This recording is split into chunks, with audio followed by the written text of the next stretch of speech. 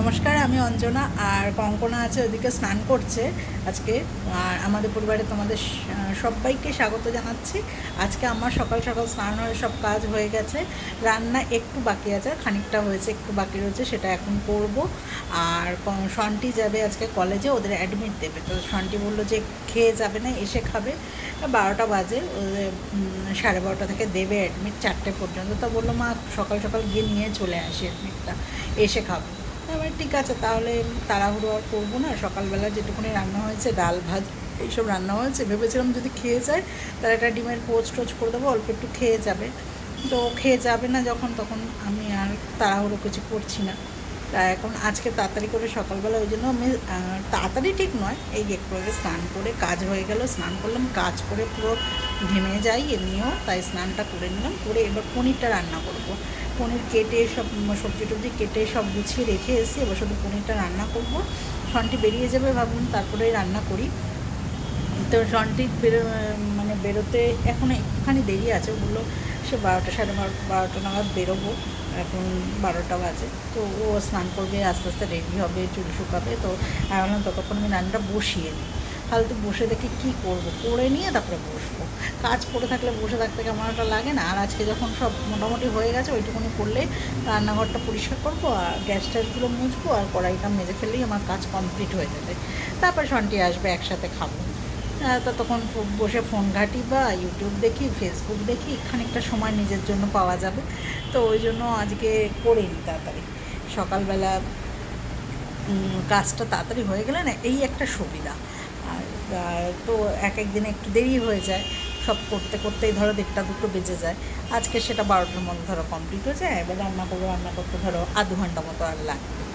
তো চলো যাই রান্নাঘরে, রান্নাটা করি। শন্টি বেরোক, শন্টি বেরিয়ে যাবে, তারপরে শন্টি এলে খাবো। আমি রান্নাটা এখন করে নিই। আর ভাবলাম রান্নাটা তোমাদের সঙ্গে শেয়ার করি। আজকে পনিরের একটা রেসিপি করছি, নিরামিষ পুরো টোটালি, আলু দিয়ে পনির আর পটল দিয়ে একটু তরকারি। তো সেটা কিভাবে আমি করি সেটাই দেখাবো। তো পনির তো সবাই খাও, সবাই কম বেশি জানো, তাও আমি আমার মতো যেটা করবো সেটাই দেখাবো। তো সঙ্গে থাকো, চলো রান্নাঘরে দেখা হচ্ছে। তো চলে এসেছি রান্নাঘরে পনির রান্না করতে। পনিরগুলোকে ভালো করে একটু ভেজে নিচ্ছি।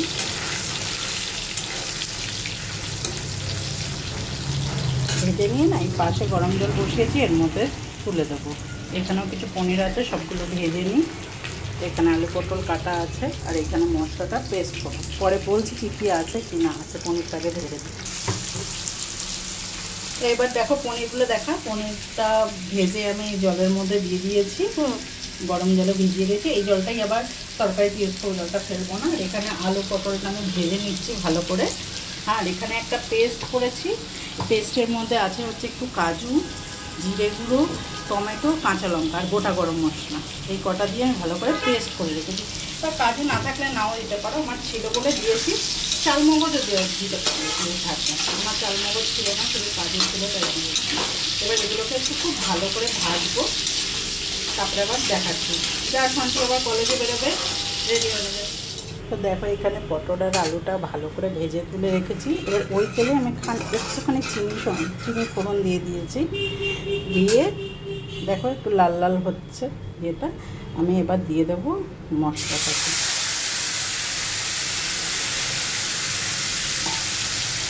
এটা কিন্তু গ্যাসটা খুব সিম করা আছে একদম, কারণ নাহলে খুব চিটবে।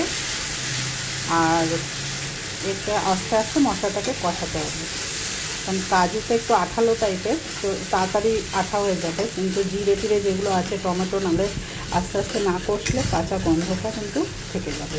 এই জন্য খুব ভালো করে কষাতে হবে এটাকে লো ফ্লেমে দিয়ে, ঠিক আছে। এবার দেবো পরিমাণ মতো নুন আমি অল্প দেবো, কারণ হচ্ছে নুন এক তো পটল আলু ভেজেছি ওটাতে নুন দিয়েছি, আর পনিরের এই জলটাতে আমি নুন দিয়ে রেখেছি, ঠিক আছে। আর দেবো হলুদ, আর দেবো একটুখানি কাশ্মীরি লঙ্কার গুঁড়ো দিয়ে আমি এটাকে খুব ভালো করে নাড়বো। একদম নিরামিষ, যে কোনো নিরামিষ দিনে এটা করে খেতে পারো, এমনি দিনেও খাওয়া যেতে পারে। লুচি পরোটার সঙ্গেও ভালো লাগবে, ভাতের সঙ্গেও ভালো লাগবে। আমি একটুখানি ঝোল ঝোল রাখবো, যার জন্য আর লুচি পরোটা হলে একটুখানি ঝোলটা কম রাখলেই হয়ে যাবে। সেখানে পটলটা বাদ দিতে পারো। তো দাঁড়াও কষিয়ে নিই মশলাটা। দেখো মশলাটা কষানো হয়ে গেছে, বুঝতে পারবে উপর থেকে পুরো দেখো তেল উঠে গেছে, তেল ছেড়ে দিয়েছে। ঠিক আছে, এই যে দেখো সাইডে তেল লেগে যাচ্ছে। আর তোমরা তো বুঝবেই, যারা রোজ রান্না করো তারা কষানোটা বুঝতে অবশ্যই পারবে। মশলাটা ভালো করে কষানো হয়ে গেছে দেখো।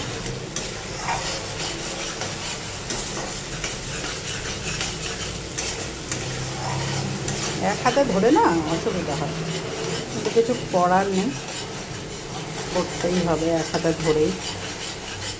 শান্তি বেরিয়ে গেল অ্যাডমিট আনতে, বললামই শান্তির আজকে কলেজে অ্যাডমিট দেওয়ার দিন। আর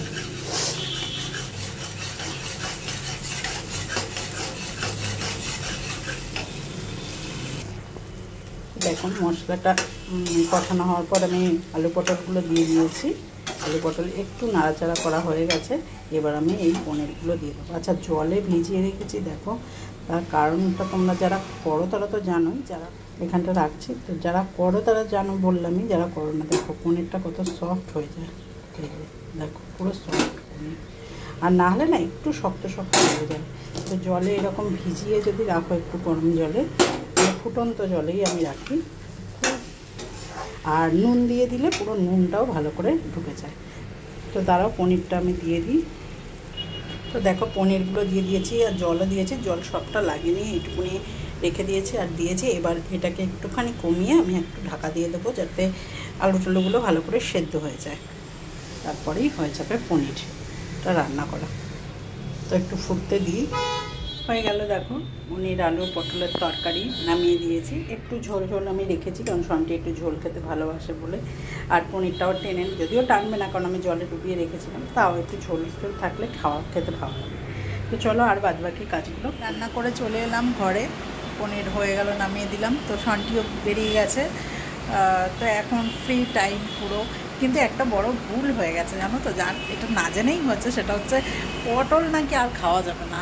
এটা আমি মানে জানতাম না। তো মা বলল যে কি শয়ন হয়ে গেছে, তো জগন্নাথদেব শুয়েছে পটলের বালিশে করে, তো পটল আর খাওয়াটা ঠিক নয়।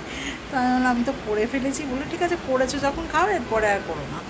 তো এইটা একটা না জেনে আমার হয়ে গেছে। তোমরা যদি কেউ জানো সেটা আমাকে বলো তো, যে হ্যাঁ সত্যি এটা তোমরা জানো বা এরকম খেতে নেই। মানে এটা আমি শুনেছি, কিন্তু আমি যেহেতু এগুলো অত মানি ঠানি না, আর পটলটা বুড়ো হয়ে গেলে অটোমেটিকই আনা ধরো বন্ধ হয়ে যায়, কতদিন আর খাবো। কিন্তু এইরকম নিয়ম মাফিক মেনে কোনো দিন হয়নি। তো যাই হোক, এই সময় মা ছিল বলে বললো, আর ঠিক আছে খাবো না। তো জায়গায় এখন এখানে বসবো, বসে বসে এখন ফোন ঘাঁটবো আর তোমার শুয়ে থাকবো। আমি পরোটাল্লা খুলে দিয়েছি, শান্তি এলেই এগুলো সব স্টার্ট বন্ধ হয়ে যাবে, হয়ে এসিটা চলে যাবে। আর আমি ততক্ষণ ও আসার আগে পর্যন্ত আমি একটু জানলার দরজা খুলে একটু আলো হাওয়ায় বাইরের বসে মজাটা নিই। তো চলো আমি ফোন এখন ফ্রি টাইম এনজয় করি, তোমরাও তোমাদের কাজ করে নাও, তারপরে আবার পরে দেখা করছি। গুড ইভিনিং সবাইকে। আবার এসে গেলাম দুপুরের পর শান্তিকে নিয়ে। তো শান্তি কলেজ থেকে এলি কটা? 3:30? না 4টে। তারপরে আমি খেয়েছি আমরা। হ্যাঁ, আর শান্তি দেখো আসার সময় কি নিয়ে এসছে, ওরিও শেক। এইটা কদিন ধরেই আমাদের বলছে, আর তো দোকানটা বন্ধ থাকছে, নাহলে হচ্ছে আজকে নিজেই কলেজ থেকে আসার সময় নিয়ে এসছে। এবার ভাত টাত খেয়ে না পেট এত ভরে গেছে, আর আমরা খাইনি। আর ভাত খাওয়ার আগে খেলে ভাত খাওয়াটাই নষ্ট হয়ে যেত, জন্য বললাম রেখে দে ফ্রিজে, সন্ধেবেলায় খাবো। তাই এখন নিয়ে বসেছি তার কারণ তোমাদের সঙ্গে কিছু শেয়ার করার আছে, আর একটু সাবধান করার আছে তোমাদের প্রত্যেককেই, সেইটা বলার জন্য। তো এটা খেয়ে নিই, তারপরে আবার আসছি, ঠিক আছে? আচ্ছা, আজকে আমি একটা নতুন নাইটি পরে নিয়েছি দেখো, যেটা ইচ্ছাপুর থেকে কিনেছিলাম। প্রিন্টগুলো সত্যিই খুব পছন্দ হয়েছে, খুব সুন্দর। আর আমার ছবিতে অতটা ব্রাইট লাগছে, মানে ক্যামেরাটা সাদাটা, কিন্তু পুরো ব্ল্যাক। বল বাবা, ব্ল্যাক ব্লু ছবিতে ইয়েতে বোঝা যাচ্ছে না। এইবার হচ্ছে যেটা নিয়ে কথা বলা, সেটা হচ্ছে শান্তি বলবে যে শান্তির সাথে কি স্ক্যাম হয়েছে একটা। শুধু শান্তির সাথে না, আজকেও একজনের সঙ্গে হয়েছে একই জিনিস, সেটা শুনলাম। বলো। তো আমাকে হচ্ছে একদিন হঠাৎ ফোন আসে একটা, ঠিক আছে, আননোন নাম্বার থেকে। তো আমি রিসিভ করে এবার আমাকে বলছে যে এরম কাস্টম অফিস থেকে কল করেছে। তো ওইটা আমার ফার্স্ট টাইম ছিল। তো কাস্টম অফিস থেকে এরম কল করেছি আমি, তো আপনার নামে একটা পার্সেল ইস্যু করা আছে, তো সেইটায় হচ্ছে কিছু ইললিগাল জিনিসপত্র পাওয়া গেছে, যেমন ড্রাগস, তারপরে হচ্ছে নকল পাসপোর্ট, এইসব। তো সেটার জন্যে মানে আমরা আপনাকে কল করেছি, হ্যান ত্যান।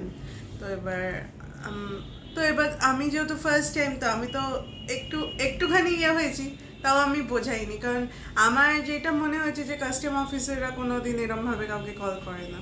অ্যান্ড সেকেন্ড ডাউট আমার যেটা হয়েছে, যে আমাকে জিজ্ঞাসা করছে যে পার্সেল মানে নাম কি আমার, তাহলে ওরা পার্সেল ডিটেলস দেবে। তো আমার বক্তব্য হচ্ছে, যখন তোমরা সবই জানো, আমার ফোন নাম্বার পর্যন্ত জানো, যখন আমার নামে পার্সেল ইস্যু হয়েছে তাহলে তো নামটা জানি না।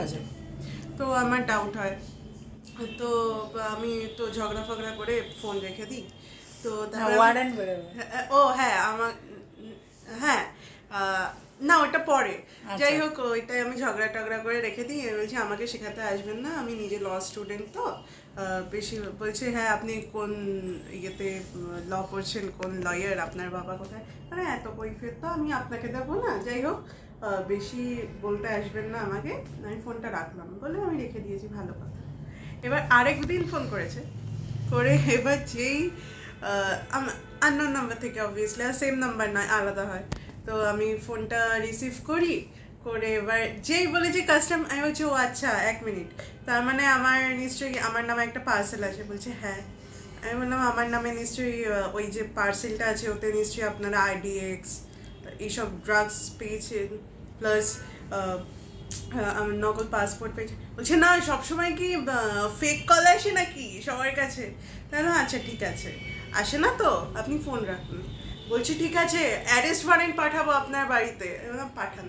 বলছে পার্সেল সমেত পাঠাবো। আমি বললাম পাঠান, দুটোই পাঠান একসাথে, অ্যারেস্ট ওয়ারেন্টও পাঠান, আপনি পার্সেলও পাঠান। তো যাই হোক, এটা আমি যেহেতু বিশ্বাস করিনি, আমি যাই হোক। তো এবার এই যে বিষয়টা, এই যে স্ক্যামটা হচ্ছে, এটা কিন্তু অনেকের সাথে হচ্ছে, মানে ইভেন অনেক ইনফ্লুয়েন্সার্সরা দেখছি আমি ভিডিও করছে যে তাদের সাথেও এরকম হচ্ছে। শুধু এটাই হচ্ছে না, আরেক টাইপের স্ক্যাম হচ্ছে, সেটা হচ্ছে মানে ফোন করছে আননোন নাম্বার থেকে, ফোন করে বলছে যে আপনার মেয়েকে বা আপনার ভাইকে এরকম কিডন্যাপ করা হয়েছে বা কিছু। তো এরকম একটাও স্ক্যাম হচ্ছে, মানে এইটা সন্টির যে বন্ধু সেবন্তিকা, ওর সাথেই হয়েছে। ওর বাবাকে ফোন করেছে, তোর বাবা একদম ব্যাপারটা কোনো এইসব পাত্তা টাত্তা না দিয়ে ফোন রেখে দিয়ে সেবন্তিকাকে ফোন করেছে, তুই কোথায়? সেই সময় বাইরে ছিল। এবার আমি শুধু ভাবছি, এই ফোন যদি আমায় আসতো, আমার তো মাথায় আসতো যে ওই ফোন কেটে সন্টিকাকে ফোন করি। আমার তো মানে আমি না পড়েই যেতাম আর কি। আমি যা আমি বলেছি, এইটা টেনশন করবে না, না টেনশন তো করবেই না। আর এইটার এন্ড রেজাল্ট কি হয় বলো তো? ওরা হচ্ছে আমি না, এই যে আমাকে যে ফোনটা করেছে পার্সেল নিয়ে, ওরা কি করতো তুমি যদি বিশ্বাস করে নিতে, তারপরে বলতো আমি একটা পুলিশ অফিসারের সাথে, কারণ আমাকে ফার্স্ট দিন বলেছে যে আমি দিল্লি পুলিশে একজন পুলিশ অফিসার, তার সাথে আপনার কথা বলিয়ে দিচ্ছি। তো সেই ক্ষেত্রে কি হয়, পুলিশ অফিসারের সাথে যখন কথা বলাবে, পুলিশ অফিসার তো কিছু অ্যামাউন্ট চার্জ করবে। তো সেইটা থেকে কিন্তু ওরা আপনার থেকে টাকা নেবে, মানে তোমাদের থেকে। মেন উদ্দেশ্য অবভিয়াসলি টাকা নেওয়া।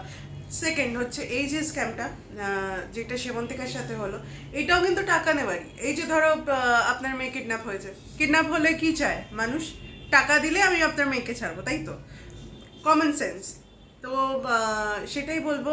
আর এক রকমের যেটা কি একটা শুনছিলাম হচ্ছে, তো মনে পড়লে আমি পরে তোমাদের বলবো। কিন্তু আর একটা হয়েছে যেটা আমি দেখলাম ফেসবুকে, দেখবে নকল একটা ফ্লিপকার্ট বলে কোথার থেকে একটা এসছে, সেইটাই সব 499, 299 অ্যাপেলের ফোনও তোমায় দিয়ে দিচ্ছে। তো এটাও একটা হচ্ছে। আর একটা হচ্ছে, কেউ যদি ফোন করে কোনো রকম ওটিপি পাঠিয়ে ওটিপি চায়, কোনো দিন দেবে না, ঠিক আছে? তো এইরকম কিছু হচ্ছে, আমার মনে হয় অনেকে বুঝবে, আবার বলবে তোমার অ্যাকাউন্টে এত টাকা ঢুকবে, তোমাকে একটা ওটিপি পাঠাচ্ছে, ওটা দাও, হ্যাঁ ব্যাস। হ্যাঁ, তো আমি এখানে তোমাদেরকে জ্ঞান দিতে বা কিছু করতেই বসিনি, না এটা আমাদের হয়েছে রিয়েল অ্যাওয়্যার করতে তোমাদের বসেছি, যেহেতু আমার সাথে হয়েছে এন্ড আমরা যেহেতু পাবলিকলি একটা ভিডিও করি, তো আমার মনে হয়েছে তোমাদের, আর আমার মনে হতো না এটা বলার জন্য। আজকে আমাদের টিনটিন, তোমরা অনেকে হয়তো আগের যারা ভিডিও দেখেছো টিনটিনকে অনেকে চিনবে, আমার ইউটিউব পরিবারেরই একজন। তো এখন আমার বাড়ির ফ্যামিলি মেম্বারই হয়ে গেছে, আমার ভাইয়া শান্তির মামা, যেরকম কৃষ্ণ সেরকম টিনটিন হঠাৎ আজকে একটু আগে ফোন করে বলছে দিদি খুব ভয় টয় পেয়ে গিয়ে বলছে বিদ্যুৎদাকে একটু, আমি বললাম বিদ্যুৎদা তো অফিসে, কেন রে? তখন বলছে এই, আমি শুনেই বললাম একদম টেনশন নিস না, পুরো শান্তির সাথে এই ঘটনা হয়েছে। তো শান্তির সাথে এই ঘটনা, তো ও শুনে বলো তাহলে ঠিক আছে, তাহলে আমি এটা নিয়ে ভাবছি না। তো ওটা শুনে আমি শান্তিকে বললাম শান্তি এটা না ভিডিওতে বল, কারণ এটা হচ্ছে তাহলে সবার সাথে। শান্তির সাথে অনেকদিন আগে হয়েছে, আমার কিন্তু মাথায় আমাদের আসেনি যে ভিডিওতে বলার জন্য।